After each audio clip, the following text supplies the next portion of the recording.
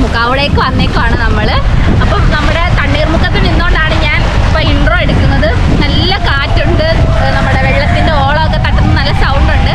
അപ്പോൾ ഏതായാലും ഇതാണ് നമ്മുടെ തണ്ണീർമുക്കം ബണ്ട്. ഇതാണ് നമ്മുടെ ബൺ റോഡ്. പിന്നെ ഇതിൻ്റെ അപ്പുറത്തെ സൈഡിലും ഇങ്ങനെ തന്നെയാണ്. നല്ല രസമാണ് ഇവിടെ നിൽക്കാൻ, അടിപൊളി സ്ഥലമാണ്. എനിക്ക് ഭയങ്കര ഇഷ്ടമായി ഇവിടെ വരുന്നത്. നമ്മൾ 2-3 പ്രാവശ്യം ഇവിടെ വന്നിട്ടുണ്ട്. നല്ല കാറ്റുണ്ട്. നമ്മളിവിടെ നിൽക്കുമ്പോൾ നല്ല വെയിലടിക്കുന്നുണ്ട്, പക്ഷേ ആ ഒരു ചൂടൊന്നും നമുക്ക് അറിയുന്നില്ല. നല്ല കാറ്റുള്ളതുകൊണ്ട് നമ്മൾ ചൂടൊന്നും അറിയുന്നില്ല. ഇതാണ് നമ്മുടെ തണ്ണീർമുക്കം ബണ്ട്. ഒട്ടുമിക്ക എല്ലാവർക്കും അറിയായിരിക്കും തണ്ണീർമുക്കം ബണ്ടിനെ കുറിച്ചൊക്കെ. എന്നാൽ ഇന്ന് നമ്മുടെ വീഡിയോ ഇതാണ്. എല്ലാവരും കണ്ട് ആസ്വദിക്കുക ഗായ്സ്. നമ്മുടെ ആലപ്പുഴ കോട്ടയം ജില്ലകളെ ബന്ധിപ്പിച്ചുകൊണ്ട് വേമ്പനാട് കായലിന് കുറുകെ കിടക്കുന്ന ബണ്ടാണ് നമ്മുടെ തണ്ണീർമുക്കം ബണ്ട്. ഇതിന് 1.5 കിലോമീറ്റർ കൂടുതൽ ദൂരമാണ് നമ്മുടെ തണ്ണീർമുക്കം ബണ്ടിനുള്ളത്. നമ്മുടെ തണ്ണീർമുക്കം ബണ്ടിന് 90-കളിലധികം ഷട്ടറുകളും ഉണ്ട്. പിന്നെ ഇതിൻ്റെ പ്രത്യേകത, നമ്മുടെ ആലപ്പുഴയിലെ മറ്റൊരു വിനോദസഞ്ചാര കേന്ദ്രമായിട്ട് നമ്മുടെ തണ്ണീർമുക്കം ബണ്ടുമുണ്ട്. കുട്ടനാട് പോലെ തന്നെ, കുട്ടനാടിൻ്റെ അത്രയും വരത്തില്ലെങ്കിലും കുട്ടനാട് പോലെ തന്നെയാണ് നമ്മുടെ ഈ തണ്ണീർമുക്കം ബണ്ടും. ഇനി ഏതായാലും നമുക്ക് ഇവിടുത്തെ കുറച്ച് വിശേഷങ്ങളൊക്കെ കാണാം.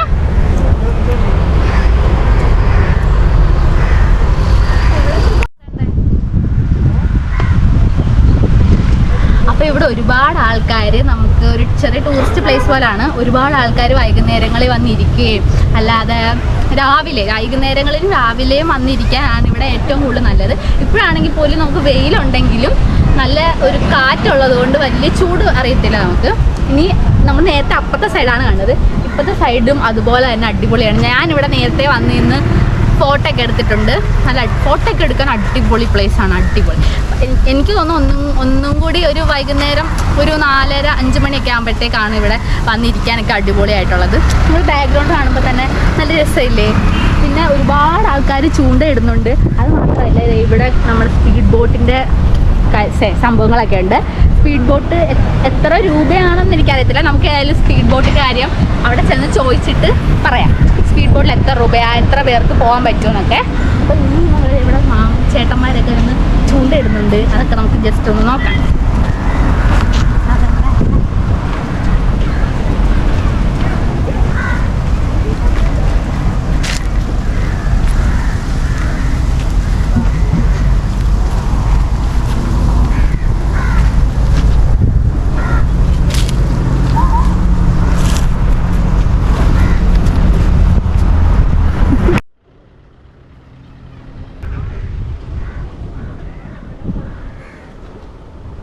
ഉള്ള തണ്ണീർമുഖത്തിൻ്റെ പ്രത്യേകത എന്തൊക്കെയാണെന്ന് വെച്ചാൽ, അവിടെ ഒരുപാട് സ്പീഡ് ബോട്ടുകളും ശിക്കാര വള്ളങ്ങളും ഹൗസ് ബോട്ടുകളും എല്ലാം നമുക്ക് ഇവിടെ നിന്ന് കാണാനും പറ്റും. അതിൽ നമുക്ക് യാത്ര ചെയ്യാനും പറ്റും. കൂടുതൽ സ്പീഡ് ബോട്ടിലും ശിക്കാര വള്ളത്തിലുമാണ് ഇവിടെ വരുന്ന ആൾക്കാരൊക്കെ പോകുന്നത്.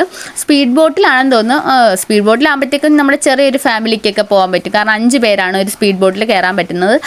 മറ്റേതിനെ അപേക്ഷിച്ച് നോക്കുമ്പോഴത്തേക്കും അതിൻ്റെ പ്രൈസും കുറവാണെന്ന് തോന്നുന്നു. വലിയ ഫാമിലിയൊക്കെ ആകുമ്പോഴത്തേക്കും ശിക്കാര വള്ളത്തിൽ തന്നെയല്ലേ പോകാൻ പറ്റത്തുള്ളൂ. ഇതിൻ്റെ കറക്റ്റ് പ്രൈസ് ഡീറ്റെയിൽസ് ഒന്നും എനിക്കറിയത്തില്ല. ഏതായാലും അടുത്ത പ്രാവശ്യം പോകുമ്പോഴത്തേക്കും കറക്റ്റായിട്ടുള്ള പ്രൈസ് ഡീറ്റെയിൽസ് എല്ലാം തിരക്കിയിട്ട് എല്ലാവർക്കും പറഞ്ഞു തരുന്നതായിരിക്കും. പിന്നെയുള്ള വേറൊരു പ്രത്യേകത എന്ന് പറഞ്ഞാൽ, നമ്മുടെ പാതിരാമണൽ തണ്ണീർമുഖത്തിനോട് ചേർന്നാണ് സ്ഥിതി ചെയ്യുന്നത്.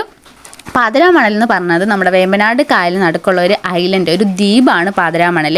ആയിരക്കണക്കിന് ദേശാടന പക്ഷികളാണ് നമ്മുടെ പാതിരാമണലിലുള്ളത്.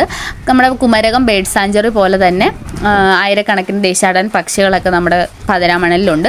ബോട്ട് മാർഗം മാത്രമാണ് നമ്മുടെ പാതിരാമണലിലോട്ട് പോകാൻ പറ്റുന്നത്. പണ്ട് നമ്മുടെ കർഷക കുടുംബം, അവിടുത്തെ അതായത് ആലപ്പുഴയിലെ കർഷക കുടുംബങ്ങളെല്ലാം ആ ഒരു ദ്വീപിൽ താമസിച്ചിരുന്നു കുറച്ച് പേര്. പിന്നെ അവിടുന്ന് അവർ വേറെ സ്ഥലത്തേക്ക് പോയെന്നൊക്കെയാണ് പറയപ്പെടുന്നത്. നേരത്തെ ഇത് ഒരു പ്രൈവറ്റ് പ്രോപ്പർട്ടി എന്തോ ആയിരുന്നു. പിന്നെ അത് സർക്കാർ ഏറ്റെടുക്കുകയാണ് ചെയ്തത്. പിന്നെ ഇവിടുത്തെ പ്രത്യേകത എന്താണ്? ഇതൊക്കെ തന്നെയാണ് ഇവിടുത്തെ പ്രത്യേകതകൾ. ഒരുപാട് ആൾക്കാർ വന്നിങ്ങനെ നിന്ന് ചൂണ്ടയിടുന്നുണ്ട്. ഈ സൈഡിലൊന്നും ഒത്തിരി ആഴമൊന്നുമില്ല, പക്ഷെ അങ്ങോട്ട് നീങ്ങുന്തോറും ഇരിക്കുന്ന ആഴം ഉണ്ടെന്ന് തോന്നുന്നു. നമ്മുടെ ചേട്ടന്മാർ മാത്രമല്ല വന്നിന്ന് ചൂണ്ടയിടുന്നത്, ഫാമിലി ആയിട്ട് വന്നിന്ന് ചൂണ്ടയിടുന്നതൊക്കെ ഞാൻ കണ്ടു ഗൈസ്. എനിക്കൊന്നും കൂടുതലും ഫാമിലീസാണ് ഇവിടെ വരുന്നത്.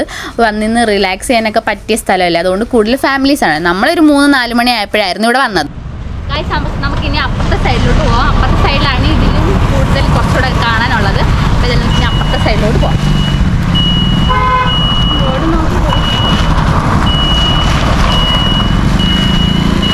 നമ്മൾ റോഡ് ക്രോസ് ചെയ്ത് ഇപ്പുറത്തെ സൈഡിൽ വന്നിട്ടുണ്ട്. എനിക്ക് കൂടുതലും ഇപ്പുറത്തെ സൈഡിൽ നിൽക്കാനാണ് ഇഷ്ടം. ഞാൻ അവിടെ നിൽക്കുമ്പോഴും ഇപ്പുറത്തോട്ട് വരണമെന്ന് പറഞ്ഞ് നിൽക്കുമായിരുന്നു. കാരണം ഇവിടെ ഒരുപാട് ഹൗസ് ബോട്ടുകളുണ്ട്. അപ്പുറത്ത് നിൽക്കുന്നതിനേക്കാൾ കൂടുതൽ എനിക്ക് ആ ഹൗസ് ബോട്ടൊക്കെ നമുക്ക് ഇപ്പുറത്തെ സൈഡിൽ വന്ന് നിന്ന് കാണാൻ പറ്റും. എനിക്ക് ഭയങ്കര ഇഷ്ടമാണ് ഇതിങ്ങനെ കണ്ടുകൊണ്ടിരിക്കുക. ഒരു പ്രത്യേക വൈബാണ്. പിന്നെ കുട്ടീസിനൊക്കെ ഭയങ്കരമായിട്ട് ഇഷ്ടപ്പെടുന്ന ഈ സൈഡ് തന്നെ ആയിരിക്കും. കാരണം അവർക്കുള്ള ടോയ്സിൻ്റെ ഷോപ്പൊക്കെ ഇവിടെയാണ്. പിന്നെ ഐസ്ക്രീം ഷോപ്പുകൾ, കുഞ്ഞു കുഞ്ഞു കഫേസ്, എനിക്കൊന്ന് അതൊക്കെ ഒരു സന്ധ്യ സമയത്തായിരിക്കും ഓപ്പൺ ചെയ്യുന്നത്. നമ്മൾ വന്ന് നിന്ന സമയത്ത് അത് ഓപ്പൺ ചെയ്ത് വരുന്നതേ ഉള്ളായിരുന്നു. അപ്പോഴത്തേക്ക് നമുക്ക് പോകാനുള്ള സമയമായി തുടങ്ങിയിരുന്നു. അപ്പോൾ നമ്മൾ ഇപ്പുറത്തെ സൈഡിലെത്തിയിട്ടുണ്ട്. ഇവിടാണ് കൂടുതലും കടകളും പിന്നെ ഹൗസ് ബോട്ടുകളൊക്കെ ഒരുപാടുണ്ട്. സ്പീഡ് ബോട്ട്, ഇത് നമ്മുടെ സ്പീഡ് ബോട്ട്, ഇതിലാണ് നമ്മൾ പോകുന്നത്. എനിക്കൊന്ന് ഇതിലൊരു 5 പേർക്ക് പോകാൻ തോന്നുന്നു. ഈ സ്പീഡ് ബോട്ടിൽ ഒരുപാട് ഹൗസ് ബോട്ടുകളുണ്ട് ഇവിടെ. പിന്നെ ഇവിടാണ് നമ്മുടെ പാതിരാമണൽ. ഇവിടെ അല്ല, നമുക്ക് കുറച്ച് പോകാനുണ്ട്. ഇവിടെ നിന്ന് നമുക്ക് പാതിരാമണൽ കാണാൻ പറ്റും. അപ്പോൾ ഞാൻ അങ്ങോട്ട് നീങ്ങി നിന്നിട്ട് പാതിരാമണൽ കാണിക്കാം. അപ്പം ഒരു വൈബുള്ള അടിപൊളി ഒരു സ്ഥലമാണ്. നമുക്ക് ഏതായാലും ഇനി അങ്ങോട്ട് പോവാം.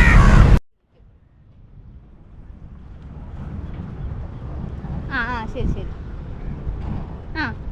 ഗൈസ്, ഇത് നമ്മുടെ പാതിരാമണൽ ഇവിടാണുള്ളത്.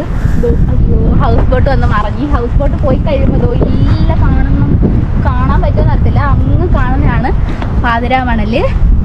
പിന്നെ അങ്ങോട്ട് പോകുന്ന ഹൗസ് ബോട്ടിൽ പോകുമ്പോഴത്തേക്ക് നമുക്ക് കാണാൻ പറ്റുമെന്ന് തോന്നുന്നു. ഞാൻ ഇതുവഴി അങ്ങനെ ഹൗസ് ബോട്ടിലും സ്പീഡ് ബോട്ടിലും ഒന്നും പോയിട്ടില്ല. പിന്നെ ഇതാണ് നമ്മുടെ ചീനവല. ഇതിന് ചീനവല എന്നാണ് പറഞ്ഞത്. ഇത് എടുക്കുന്നതൊന്നും ഞാൻ കണ്ടിട്ടില്ല. ഇവിടെ വന്നപ്പോൾ ഈ സാധനം കണ്ടിട്ടുണ്ട്. അപ്പോൾ ഇതൊക്കെയാണ് ഇവിടുത്തെ കാഴ്ചകൾ.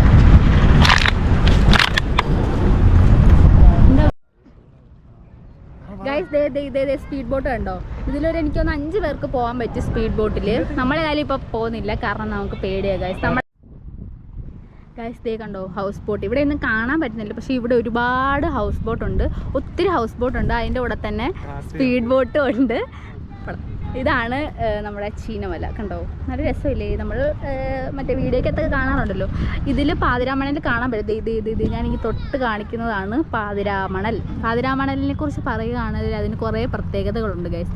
അത് ഞാൻ പറയാം.